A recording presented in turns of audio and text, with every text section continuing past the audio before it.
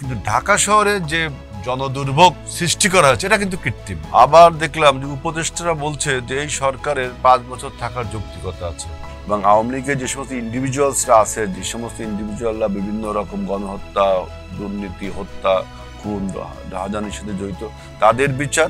সুতরাং আমরা ঘর পোড়া গরু সিঁদুর রাগা মেঘ দেখে অবশ্যই ভয় পাওয়ার মতো বিষয়।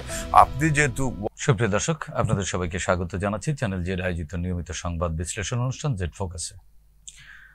দর্শক, আপনারা জানেন জেড ফোকাসে আমরা প্রতিদিনই দিনের উল্লেখযোগ্য ঘটনাদের বিশ্লেষণ করে থাকি, অতিথির মুখ থেকে বিশ্লেষণ শুনে থাকি। আজ স্টুডিওতে আমাদের সাথে অতিথি হিসেবে উপস্থিত আছেন বাংলাদেশ জাতীয়তাবাদী দল বিএনপির জাতীয় নির্বাহী কমিটির তথ্য বিষয়ক সম্পাদক এবং সাবেক ছাত্রনেতা, বাংলাদেশ জাতীয়তাবাদী ছাত্র দলের সাবেক সভাপতি আজিজুল বারী হেলাল। হেলাল ভাই, আপনাকে স্বাগত জানাচ্ছি। দর্শক, আজকে দিনে অনেকগুলো উল্লেখযোগ্য ঘটনা রয়েছে। এই সকল ঘটনার বিশ্লেষণ শুনবো অতিথির মুখ থেকে। হেলাল ভাই, আপনারও চোখে পড়েছে গতকালকে অন্তর্বর্তীকালীন সরকারের প্রধান উপদেষ্টার সঙ্গে বিএনপি অফিসিয়ালি তাদের বক্তব্য জানিয়েছে এবং নির্বাচনের সুনির্দিষ্ট রোডম্যাপের দাবি জানিয়ে এসেছে। এবং বিএনপি মহাসচিব বলেছেন যে প্রধান উপদেষ্টার কথায় ওনারা সন্তুষ্ট হতে পারেননি। এটি একটি বিষয় আছে। আর একটি বিষয় হচ্ছে যে গতকালকে কলকাতার বাংলা দৈনিক আনন্দবাজার একটি সংবাদ প্রকাশ করেছে, সেটি হচ্ছে যে আওয়ামী লীগ নতুন ফর্মুলায় আওয়ামী লীগ আসছে, বা মডিফাইড আওয়ামী লীগ, যেটি শিরিন শারমিন চৌধুরী, সাবের হোসেন চৌধুরী এবং ফজলে নূর তাপসের নেতৃত্বে আসবার কথা রয়েছে। এই তিনটি নামই তারা উল্লেখ করেছে যে রিফর্মড আওয়ামী লীগ। এটি আবার আওয়ামী লীগের যারা এই মুহূর্তে শেখ হাসিনার সাথে যারা নানান দেশে পালিয়ে আছে নানান অপরাধে, তারা আবার এটির বিরোধিতা করছেন এবং সমালোচনা করছেন। তারা বলছেন যে এটি অন্তর্বর্তীকালীন সরকারের আওয়ামী লীগকে রাজনীতিতে ফেরানো বা ভোটে ফেরানোর একটি অপকৌশল হিসেবে তারা অভিযুক্ত করেছেন। এছাড়াও আরও অনেকগুলো খবর রয়েছে, যেমন শেখ হাসিনার বোন শেখ রেহানার কন্যা, যিনি ব্রিটিশ পার্লামেন্টের মন্ত্রী ছিলেন এবং এমপি, টিউলিপ সিদ্দিকী বিরুদ্ধে দুদকে মামলা হয়েছে এবং শেখ হাসিনা এবং শেখ রেহানার বিরুদ্ধে গ্রেপ্তারি পরোয়ানা জারি হয়েছে। এবং সর্বশেষ সেটি হচ্ছে আজও আলোচনার রেশ রয়েছে যে এবছর পয়লা বৈশাখের যে বর্ষবরণ অনুষ্ঠান সেটি নির্বিঘ্নে এবং শান্তিপূর্ণভাবে অনুষ্ঠিত হয়েছে। এসব বিষয় নিয়ে আলোচনা করতে চাই। শুরুতেই আসলে আলোচনায় ঢুকতে চাই যেটি দিয়ে, সেটি হচ্ছে যে গতকালকে অন্তর্বর্তীকালীন সরকারের সাথে বিএনপির অফিসিয়াল বৈঠক, যেটি বিএনপির পক্ষ থেকে এক প্রকার অসন্তোষ ব্যক্ত করা হয়েছে। অসন্তোষ ব্যক্ত করবার পরেও বিএনপি সংস্কারের পক্ষে। তাহলে আসলে বিএনপি কোন পথে যেতে চায়? বিএনপিকে অন্তর্বর্তীকালীন সরকারের বিরুদ্ধে আনুষ্ঠানিকভাবে আন্দোলনে যেতে চাচ্ছে কিনা বা যাবার কোনো ইঙ্গিত দিয়েছে কিনা? জি, আসসালামু আলাইকুম। প্রশ্নের আপনার এরিয়া অনেক বড় হয়ে গেল, তারপরে এক এক করে উত্তর দিচ্ছি। যে প্রথম বক্তব্য হলো যে বিএনপি প্রধান উপদেষ্টার সাথে গত 16 তারিখে গতকালকে দেখা করেছে। আমরা দেখা করার আগেই গণমাধ্যম এবং বিভিন্ন পলিটিক্যাল বক্তব্যে বলেছিলাম যে আমরা এই সরকারের কাছ থেকে একটি নির্বাচনের অনুষ্ঠানের সুনির্দিষ্ট কিছু বক্তব্য চাই, এবং তার যে মেয়াদ কতদিন এটাও বহুবার বলেছি যে তারও একটা সুনির্দিষ্ট ব্যাখ্যা চাই। কিন্তু গত 8 মাস চলে গেল, 9 মাস চলে গেল, আমরা সবসময় একটা সুপারফিশিয়াল কথা শুনি যে ডিসেম্বরে নির্বাচন অথবা জুন মাসে নির্বাচন। দেখেন যে প্রথমে বলল যে ডিসেম্বরে নির্বাচন দেওয়ার জন্য তাগিদ দিলেন তিনি নির্বাচন কমিশনকে গত 2 দিন আগে। তাগিদ দেওয়ার 4 ঘন্টা কি 5 ঘন্টার মধ্যে দেখলাম আমি প্রেস উইং থেকে বলা হচ্ছে ডক্টর ইউনূস এই কথা বলেনি, তাই না? আবার দেখলাম যে উপদেষ্টারা বলছে যে এই সরকারের 5 বছর থাকার যৌক্তিকতা আছে। ধর্ম উপদেষ্টা ফাউজুল হক প্রথমেই বলেছিল, আর স্বরাষ্ট্র উপদেষ্টা শেষে বলল। এবং ঈদের মাঠে জনগণরা ওই যে শেখ হাসিনার সরকার বারবার দরকার, ওই টাইপের একটা মকারি ঈদের মাঠেও জনগণকে দিয়ে করানো হলো যে সরকারের 5 বছর থাকার দরকার। এই সমস্ত তার থাকার এই অপরিহার্যতা দেখানোর জন্য এবং উপদেষ্টাদের এই বক্তব্যের শুধু আমরা না, বাংলাদেশের সমস্ত জনগণই সংশয় বোধ করছে যে এটা পলিটিক্যাল আনসার্টেনিটির মধ্যে আমরা যাচ্ছি।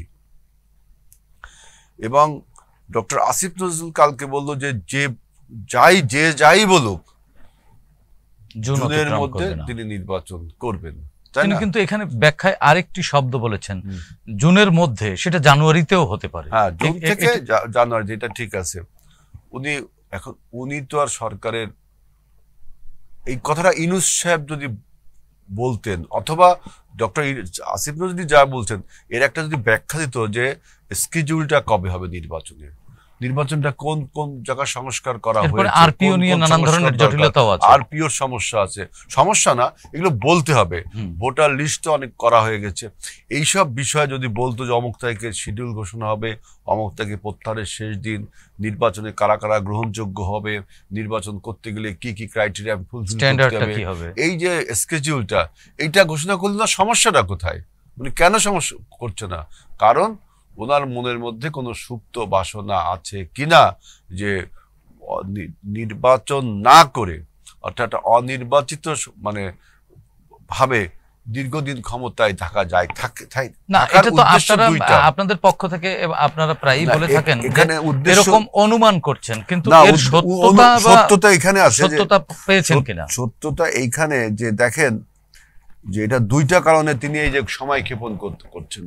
ওনার অন্তর্বর্তীকালীন সরকার, ওনার কাজ হলো আপনার transform to the democracy and to reestablish the democracy and to right to vote and right to choose our leader by voting। এই অভিপ্রায়ে কিন্তু জনগণ তাকে সাপোর্ট দিয়েছে।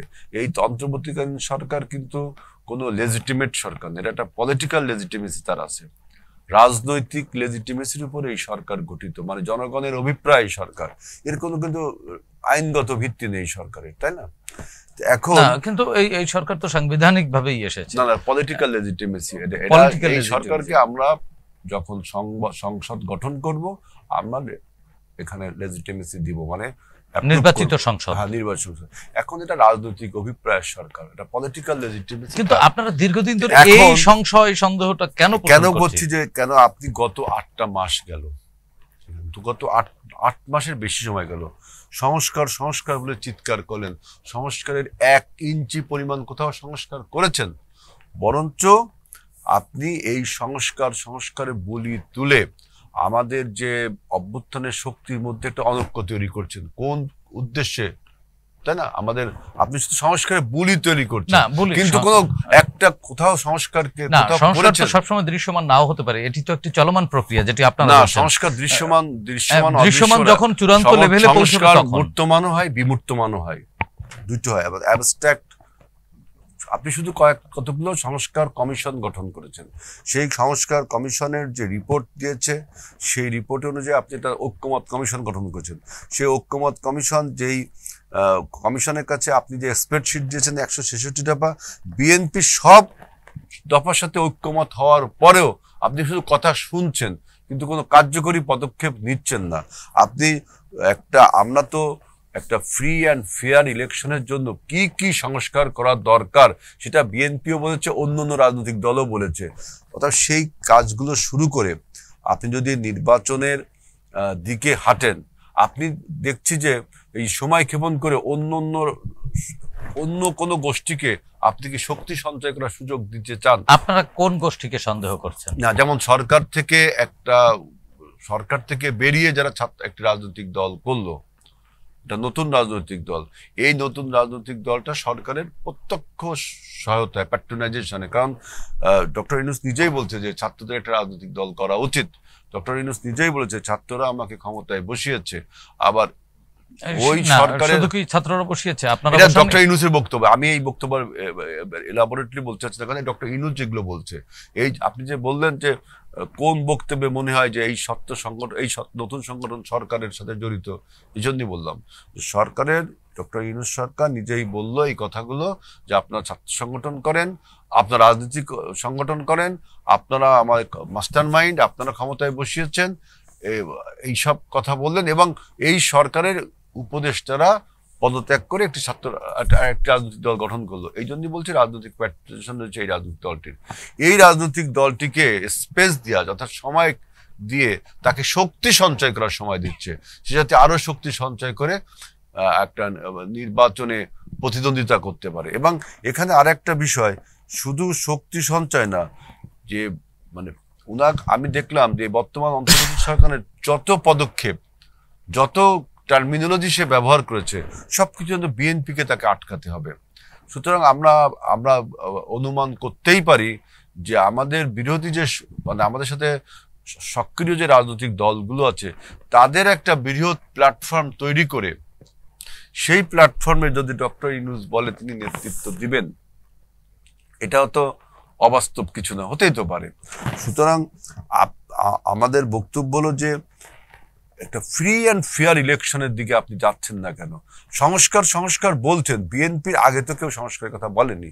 বিএনপি তো সেই স্বৈরাচারের জামানা থেকে সংস্কারের কথা বলছেন। আজকে মুক্ত জামানায় আপনারা যারা সংস্কার কথা বলছেন, আমরা তো তাদের সাথে ঐক্যমত পোষণ করেছি। যে 80% ঐক্যমত হয়েছে, অনেক সময় তো হেলাল ভাই দেখা গেছে নির্বাচিত সরকার এরকম সিচুয়েশনে তো বাংলাদেশে আর আগেও 2 বার পড়েছে, তো তখন এরকম সংস্কার বা নানান ধরনের সংশোধনীর কথা বলে নির্বাচিত সরকার আসলেও তারা কিন্তু সেই সংশোধনীগুলো করেনি। এই কারণেই কিন্তু এক ধরনের অনাস্থা তৈরি হয়েছে। আপনি দেখেন, এটা কিন্তু এই বয়ানটা কিন্তু ঠিক না। 2007 সালে যে অভিশপ্ত 111-এর ফলে যে সরকার আসছিল, এই সরকারও কিন্তু বিভিন্ন রকম বয়ান তৈরি করেছিল, আপনার পরিবারতন্ত্র, সংস্কার, অনেক বয়ান তৈরি করেছিল। বয়ান তৈরি করে কি করেছিল? 17 বছরের একটা ফ্যাসিবাদ এই জাতিকে উপহার দিয়েছিল। সুতরাং আমাদের সন্দেহ হয় যে এই বর্তমান ইউনূস সরকার যে সমস্ত বয়ান তৈরি করেছে, ওরাও কি ফখরুদ্দিনের মতো আবার অন্য কোনো নতুন ফর্মের ফ্যাসিবাদ জন্ম দেবে কিনা, যার জন্য আমাদেরকে আবার লড়াই সংগ্রাম করতে হবে, তাই না? আমরা তো উদাহরণ দেখেছি 2007 সালের। আরেকটি কথা, যে সবসময় বলা হয় যে বিএনপি আপনার আওয়ামী লীগের বিচার চায় না, এই নতুন রাজনৈতিক দলটি বিচার চায়, এবং আমরা শুধু নির্বাচন করি, আমরা অন্য কোনো কথা বলি না। আমি এই কথাটা বলি, দেখেন, এই যে আওয়ামী লীগের বিচার, আওয়ামী লীগের দলগতভাবে বিচার, এবং আওয়ামী লীগের যে সমস্ত ইন্ডিভিজুয়ালসরা আছে, যে সমস্ত ইন্ডিভিজুয়ালরা বিভিন্ন রকম গণহত্যা, দুর্নীতি, হত্যা, খুন, রাহাজানির সাথে জড়িত, তাদের বিচার, এই সবকিছু বিএনপি সবার আগে বলেছে এবং বিএনপিটা মিন করে না। কিন্তু দলগতভাবে বাংলাদেশের আইন বা সংবিধান কোন রাজনৈতিক দলের বিচার করবার সুযোগ কিন্তু নেই। আমরা বলছি সেটা আপনার নির্বাচন কমিশন দেখবে, কিন্তু বিএনপির বক্তব্য ক্লিয়ার, যে বিএনপি বলছে যে আওয়ামী লীগ রাজনৈতিক দল হিসাবে রাজনৈতিক দল হিসাবে তার বিচার হওয়া উচিত। আওয়ামী লীগ নামে কোনো রাজনৈতিক দল বাংলাদেশে রাজনীতি করলে সেটা ফ্যাসিবাদকে উৎসাহিত করা, মানে আওয়ামী লীগ এবং ফ্যাসিবাদ সমর্থক শব্দ। এবং আওয়ামী লীগের যে সমস্ত ইন্ডিভিজুয়ালসরা বিভিন্ন রকম ক্রাইম করেছে, জেনোসাইড করেছে, তাদেরও বিচার। আমরা এগুলো মিন করি এবং এইগুলোকে আমরা অ্যাড্রেস করছি সরকারের কাছে বারবার। কিন্তু আজকে যারা বলছে যে বিচার চাই আওয়ামী লীগের, তারা তলে তলে কি করছে তাই দেখেন। যে সার্জিস আলম বলল যে আওয়ামী লীগের কম অপরাধ, মাঝারি অপরাধ, বেশি অপরাধ ছেড়ে দেওয়া হবে বা বিচার করা হবে। আবার আসিফ মাহমুদ সেও একই কথা বলল। আবার দেখবেন যে এই নতুন রাজনৈতিক দলটির যে প্রান্তিক পর্যায়ে যে কমিটিগুলো তারা গঠন করতে উদ্যোগ নিচ্ছে, সেখানে কিন্তু আওয়ামী লীগের একটা রিহ্যাবিলিটেশন সেন্টার তারা তৈরি করেছে। আবার এটাও দেখেছেন যে আপনার যে পরাজিত যে মাফিয়ারা বিভিন্ন কাউন্সিল চেয়ারম্যান, ইউনিয়ন পরিষদের চেয়ারম্যান, উপজেলার চেয়ারম্যান ছিল, এইসব জনপ্রতিনিধিদের একটা বৈঠকও তারা করেছিল, তাই না? তা আপনি প্রান্তিক লেভেলে ওদের রিহ্যাবিলিটেশন করছেন, আর টেলিভিশনে এসে বলছেন যে আমরা বিচার না করে এই নির্বাচন করতে দেবো না। তো এটা প্যারাডক্সিক্যাল না? এটা সবরোধী কথাবার্তা না? এই জায়গাটিতে তারপরে আরেকটা কথা বলেন, দেখেন যে বলে যে বিএনপি নির্বাচনের জন্য তাড়াহুড়া করছে। আমি বহু ইউটিউবে দেখেছি, টেলিভিশনে দেখেছি। আপনি দেখেন 5ই আগস্টের এই সরকারের পলায়নের পরে 8ই আগস্ট যখন ইউনূস সরকার গঠিত হলো, তার 1 মাসের মধ্যে জামাতে ইসলামী বাংলাদেশ 300 আসনে নমিনেশন দিয়ে দিছে। আর নির্বাচন জন্য তাড়াহুড়া করি আমরা, এই যে সবিরোধী কথাবার্তা টেলিভিশন পত্র পত্রিকায় বলে, যারা বলে তারা কি নিউজটা জানে না যে 8ই আগস্টের সরকার গঠনের 1 মাসের মধ্যে 300 আসনে জামাত ইসলাম তাদের প্রার্থী ঘোষণা করেছে। কেউ না বলে কি বিএনপি তাড়াহুড়া করে। কত বড় সবিরোধী কথাবার্তা। ওই যে বলা হয় না বিএনপিকে মিডিয়া ট্রায়াল করা হচ্ছে, এটা একটা মিডিয়া ট্রায়াল। তারপরে দেখেন আপনি যে এইবার ঈদে নতুন রাজনৈতিক দল যে জয় ডঙ্কা বাজালো, যে মানে যেইভাবে প্রচার চালালো তাদের নির্বাচনের পক্ষে, কখনো গাড়িতে, কখনো ভ্যানে, কখনো মোটরসাইকেলে, কখনো রিক্সায়, কত রকম হাত উঠলো, পোস্টার, ব্যানার, ফেস্টুনে এলাকাগুলো ছেয়ে ফেলালো নির্বাচনের জন্য না। আর টেলিভিশনে এসে কি বলছে, বিএনপি নির্বাচনের জন্য তাড়াহুড়া করছে। কত বড় সবিরোধী কথাবার্তা দেখেন। এইটাকেই বলা হয় মিডিয়া ট্রায়াল। এটা জনগণকে বুঝতে না কেন বিএনপি মানে নির্বাচন কোন রাজনৈতিক দল চাওয়া কি অপরাধ? এইসব নিশ্চয়ই না। উত্তর দিয়ে দিচ্ছে, কিন্তু যারা বলে যে বিএনপি তাড়াহুড়া করছে, নির্বাচন ছাড়া তাদের কোনো বক্তব্য নেই, তাদের উদ্দেশ্যে বলছে আপনারা কি করলেন? আপনাদের এই বক্তব্যটা তো টেলিভিশন পত্রপত্রিকা ছাপালো না, কিন্তু মানুষ তো দেখলো। সুতরাং সব যদি কথাবার্তা না, বিএনপি যেটা বলে সেটা মিন করে, সেই কাজটা করে। আপনারা হলো জনগণের সামনে যে একরকম কথা বলছেন, এখানে এসে আর একরকম কথা বলছেন, যে বিচার চাই, আবার তাদের পুনর্বাসন করছেন যে কে মাঝারি অপরাধ, কে বড় অপরাধ। আবার বলছেন যে কি বিএনপি নির্বাচন যে তাড়াহুড়া করছে। আপনি সারাদিন পোস্টার, ব্যানার দিয়ে শুভেচ্ছা বিনিময় করছেন, কখনো ভ্যানে, কখনো রিক্সায়, কখনো গরুর গাড়িতে, কখনো ঠেলা গাড়িতে। এইগুলো কি নির্বাচনী প্রচার না? কখনো বিলাসবহুল গাড়িতে।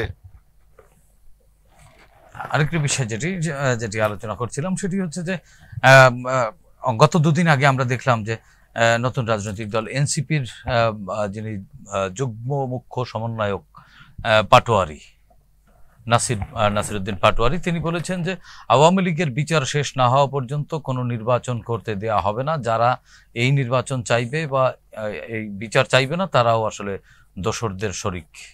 এটা সে বলতেই পারে, কিন্তু এই কথাটা কতটা রেলিভেন্ট, কতটা রেশনাল, এইটার একটা প্রশ্ন হতে পারে। মানে নির্বাচন হতে দেয়া হবে না, এটা রাজনৈতিক এই আপনার নাসিরউদ্দিন পাটোয়ারিদের রাজনৈতিক দল তো এখনো শিশু অবস্থায় আছে, তাই না? এই রাজনৈতিক নিবন্ধনও পায়নি, কোনো বয়ানও তৈরি করেনি, কোনো কর্মসূচিও দেয়নি। সরকারের ছত্রছায়ায়, সরকারের প্রত্যক্ষ মদতে। যদি সরকারের প্রত্যক্ষ মদদে হয় তাহলে তারা তো ভোট করে সরকারের ছত্রছায়ায় ক্ষমতায় যেতেই পারে, কিন্তু তারা তাহলে নির্বাচন হতে দিবে না, এরকম ওই যে বললো না শক্তি সঞ্চয় করার জন্য যে কথাটি বলছে তারা, যে বিচার না করে যারা এখানে আইন বিজ্ঞানের ছাত্র বা যারা আপনার এই বিচার প্রক্রিয়ার সাথে জড়িত, যা দীর্ঘদিন আমরা বিএনপি 17 বছর এই সরকারকে চ্যালেঞ্জ করেছি, লিগালি মোকাবেলা করেছে, তাই লিগাল এই প্রসিডিওরগুলো আমাদের জানা। বাংলাদেশ আপনি দেখেন যে এই আওয়ামী লীগের যে সমস্ত নেতাকর্মীকে গ্রেফতার করা হয়েছে, তাই না, তাদের আপনি জজ করতে, অন্তত ম্যাজিস্ট্রেট করতে একটা সাজা দিতে পারেন, তাই না?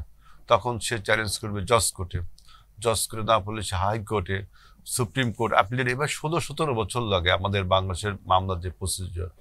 এখন এই ইন্টারন্যাশনাল ট্রাইব্যুনালে যেটা আইসিটিতে ওরা বলছে, কিন্তু মামলার অধিকাংশেরই তো সাক্ষী পাওয়া যাবে না, না সবই কিছু করা হবে। আইসিটিতে তারা বলছে যে আমরা মোটামুটি আওয়ামী লীগের যারা উপর লেভেলের ক্রিমিনাল তাদের সমস্ত সাক্ষী সাবুত বা প্রমাণ হয়ে গেছে, অর্থাৎ কাজ চলছে।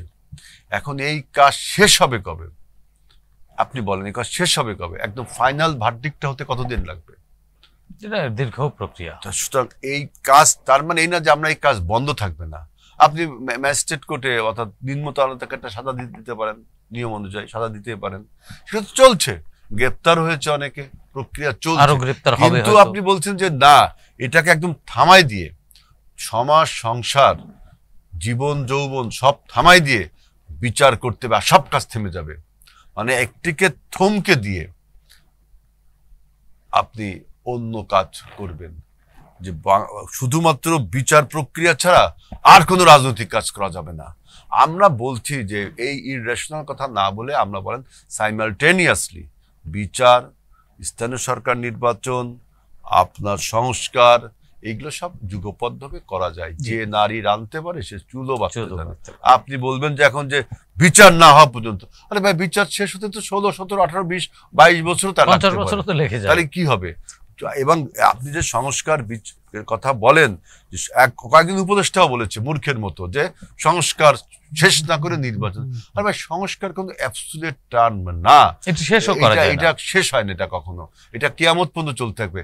যে জিনিসটা উপযোগিতা হারাবে সেই জিনিসটা চেঞ্জ হবে। এই যে কথাগুলো বলে, এই জন্য আমি বলছি যে politics is such a serious matter, it is to be left to the politician. জি হেলাল, আরেকটি জিনিস যেটা মনে করেন শেখ হাসিনা পালিয়ে যাবার পর যেমনি সংসদ সদস্যরা পালিয়েছেন, স্থানীয় সরকারের সকল প্রতিষ্ঠানের নির্বাচিত চেয়ারম্যান মেয়ররাও কিন্তু পালিয়েছেন অধিকাংশ জায়গায়।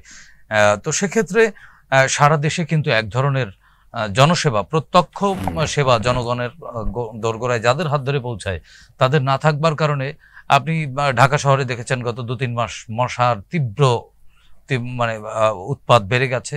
একই চিত্র কিন্তু দেশের সব জায়গায়, সুয়ারেজ ব্যবস্থাও ভেঙে পড়েছে। অধিকাংশ পৌরসভা এবং সিটি কর্পোরেশনে কিন্তু গার্বেজ টাউন বা গার্বেজ সিটি হয়ে গেছে অধিকাংশ জায়গা। এটিও তো, এই সংকটও তো দিন দিন প্রকট হচ্ছে। তাহলে যদি জাতীয় সংসদ নির্বাচন নিয়ে এত বিলম্ব হয়, এরপরে তো স্থানীয় সরকার নির্বাচন আছে, জনপ্রতিনিধিদের হাতে না যাওয়ার কারণেই কি এই সমস্যাটা হচ্ছে? এইখানে একটা বিরাট আপনার ফিলোসফিক্যাল একটা প্রশ্ন আছে এখানে, যে প্রথম বক্তব্যটা আমার একটু পপুলিস্ট কথা হবে, যে যেই সরকারগুলো উন্নয়নের কথা বলে, মশার মতো একটা ক্ষুদ্র প্রাণী মারতে পারে না, মশা মারার মিনিমাম কোনো যোগ্যতা নেই, তিনি বলে বাংলাদেশে ব্যাপক উন্নয়ন ঘটাবেন। সব বলে, শেখ হাসিনার আমলেও উন্নয়নের বয়ান শুনে আমরা পাগল হয়ে যেতাম, মশার অত্যাচারে মশার কামড়ে মানুষ পাগল হয়ে যেত।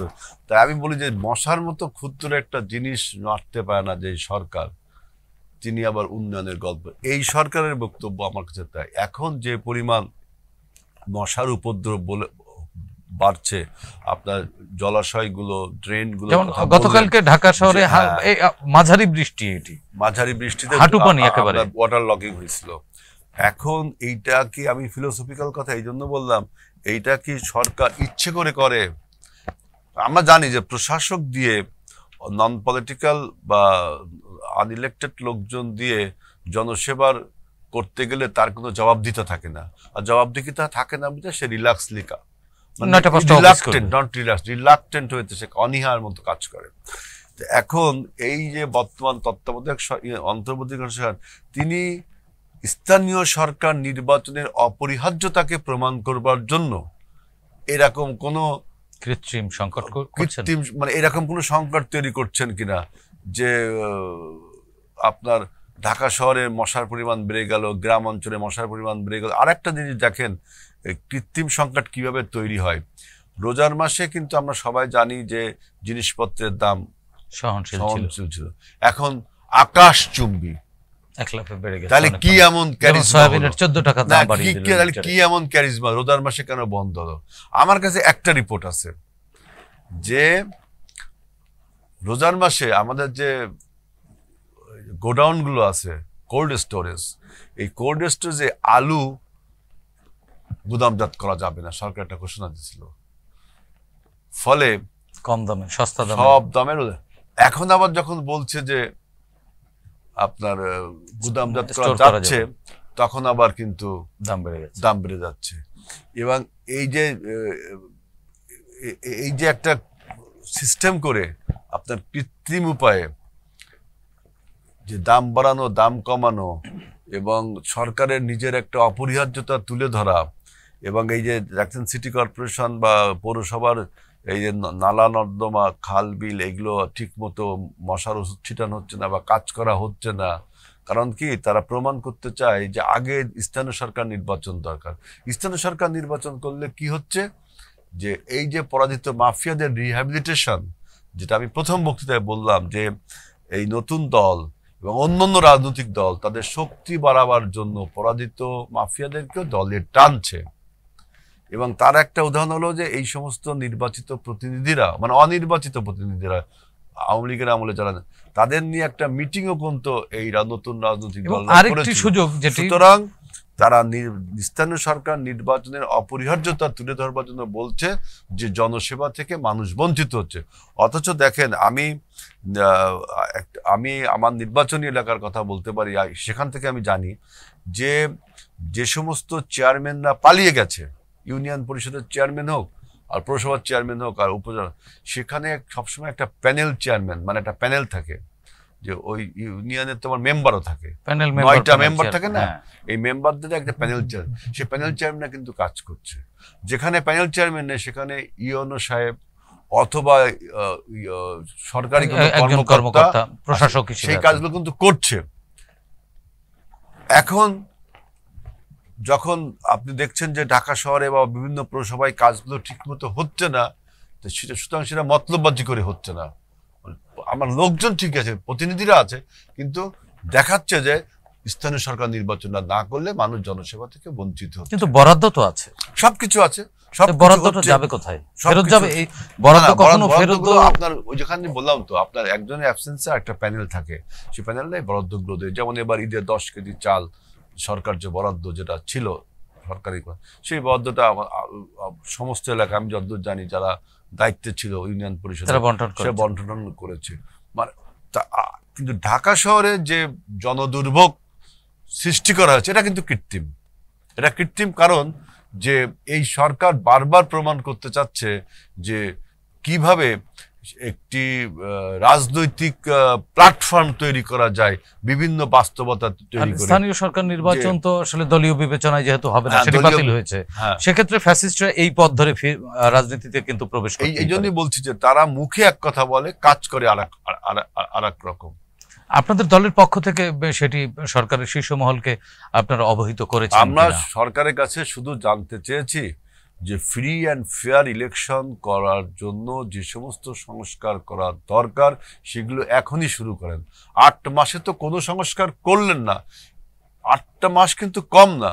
আমাদের দেশে উদাহরণ রয়েছে যে প্রত্যেক 3 মাসের মধ্যে 2টা সরকার নির্বাচন করেছে, 91, 96, 2001।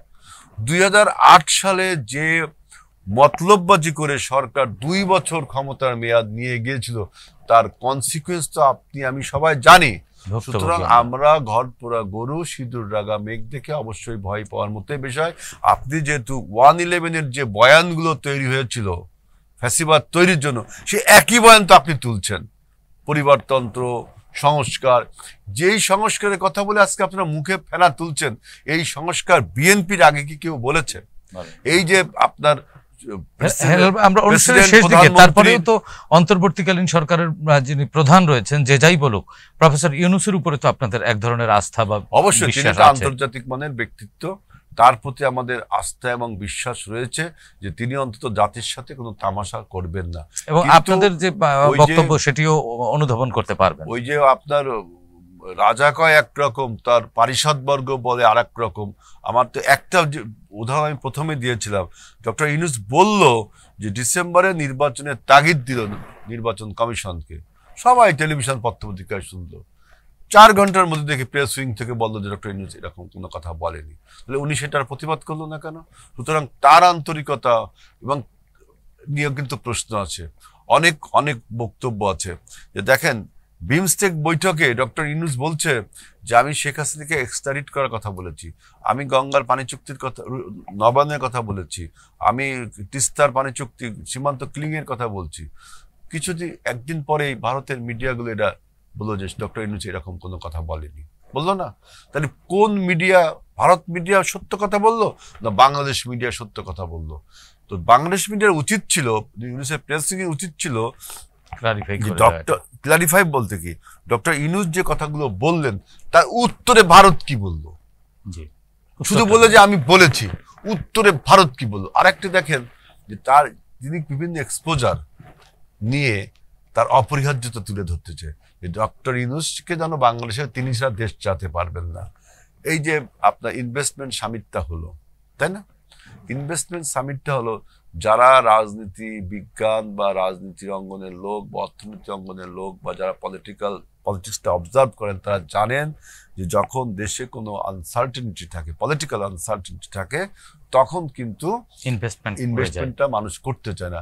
আমার স্থানীয় উদ্যোক্তা বলতে ব্যবসা শুরু করতে চায় না, যে সরকার পরিবর্তন হলে বা নতুন কি হয় দেখি, তাই না?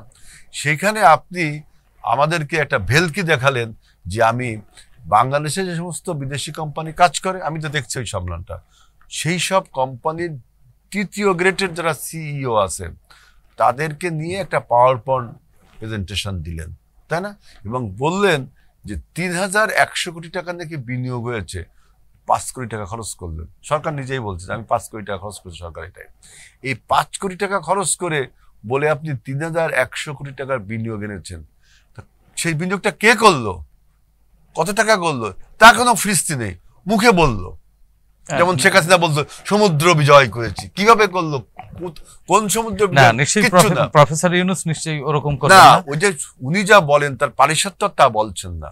হয়তো পরিষদ চেঞ্জ করছে, পরিষদ হয়তো সঠিক অনেক সময় নাও বলতে পারে। এই জন্য আমরা বলছি যে জুন মাসে যে ডেটটা আপনি দিলেন, যে ডিসেম্বর টু জুন, এর যে কোনো একদিন হতে পারে। ডক্টর আসিফ নজরুল বলছে যে কোনোভাবেই সম্ভব না, কিন্তু উনি তো একাই এই ইসের সব না, উনি বলছেন উনি যে চেঞ্জ করবেন না, তার কি উনি ডক্টর ইউনূস চেঞ্জ করবেন না, কারণ তিনি কোনো ব্ল্যাক অ্যান্ড হোয়াইট তো কিছু বলছেন না। যে আমরা বারবার সবাই বলছে যে আপনি কি করবেন আগামী ডিসেম্বর পর্যন্ত, জুন পর্যন্ত, সেটা এটা বলেন জাতির সামনে। নিশ্চয়ই দ্রুত বলে না কেন, সমস্যা আছে বলেন না কেন? দ্রুত 9 মাস ধরে মানুষ চিৎকার করে বলছে, তারপর সেরকম রোডম্যাপ একটি আমরা অবশ্যই পাবো। এবং আপনাদের দলের পক্ষ থেকে যেসব দাবি জানানো হয়েছে, নিশ্চয়ই প্রধান উপদেষ্টার পক্ষ থেকে এক ধরনের বার্তা আপনারা পেয়ে যাবেন। হেলাল ভাই, আজকের মতো আমাদের শেষ করতে হচ্ছে। আপনাকে ধন্যবাদ। প্রিয় দর্শক, আমরা বিশ্বাস করি যত সন্দেহ সংশয় থাকুক না কেন, সকল কিছু কাটিয়ে উঠে আমরা আসলে গণতন্ত্রের পথে ফিরবো। সেটি ডিসেম্বর কি জুন বা জানুয়ারি, যে সময়ই হোক, দ্রুত সময়ের মধ্যে প্রয়োজনীয় সংস্কার শেষে ত্রয়োদশ জাতীয় সংসদ নির্বাচন অনুষ্ঠিত হবে এবং জনগণ তার হারিয়ে যাওয়া অধিকার ফিরে পাবে, সেই প্রত্যাশা ব্যক্ত করে আজকের মতো এখানেই শেষ করছি। সবাই ভালো থাকুন, সুস্থ থাকুন, চ্যানেল জেডের সঙ্গেই থাকুন। খোদা হাফেজ।